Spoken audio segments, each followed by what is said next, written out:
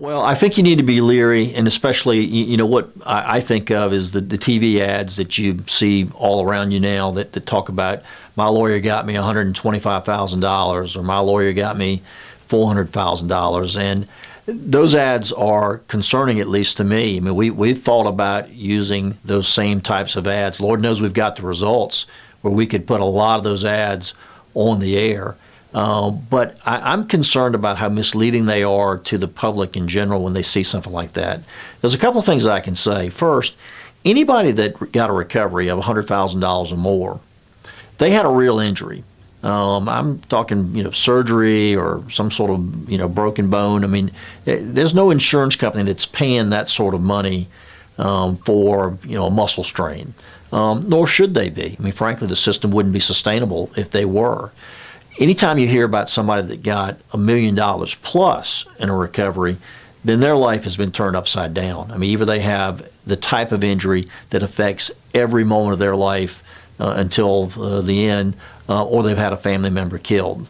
And what's concerning to me, and what I think people need to be concerned about, is that you don't know, just because you see an ad that says, "Hey, I got this person $150,000," well, maybe that case was worth $300,000, $500,000. There's no way for you to know that. An old, not necessarily a joke, but a saying that lawyers often have is that the easiest way to get $1 million settlement is to sign up a case worth $2 million. Well, if you've got a lawyer taking that approach, then at the end of the day, it may sound like you got a significant result, but if you haven't gotten a fair result, even though it may be a large number, but if the case was worth twice that much, then you've been hurt. So I always tell people, really dig into, if you've got that sort of a case, where you've got an injury that you're going to be disabled for the rest of your life, or God forbid you've had a family member killed, you really need to dig in and do your homework about a law firm. That's going to be one of the most important decisions you make in terms of who you hire.